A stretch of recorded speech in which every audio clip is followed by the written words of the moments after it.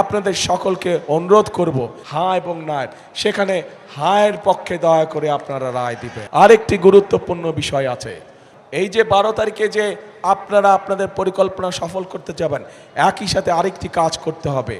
যেই অধিকার ফিরানোর জন্য আবু সাইদ নিজের জীবনকে উৎসর্গ করেছে, চট্টগ্রামে ওয়াসিম নিজের জীবনকে উৎসর্গ করেছে, এরকম হাজারো মানুষ যারা নিজের জীবনকে উৎসর্গ করেছে, তাদের মানুষের ভোটের অধিকার, কথা বলার অধিকার, অর্থনৈতিক অধিকার প্রতিষ্ঠার মাধ্যমে যেমন তাদের এই জীবন উৎসর্গকে আমরা মূল্যায়ন করতে পারবো, একইভাবে তাদের জীবন উৎসর্গকে মূল্যায়ন করতে হলে আমরা যে জুলাই সনদে স্বাক্ষর করেছি, সেই জুলাই সনদকেও আমাদের সম্মান করতে হবে।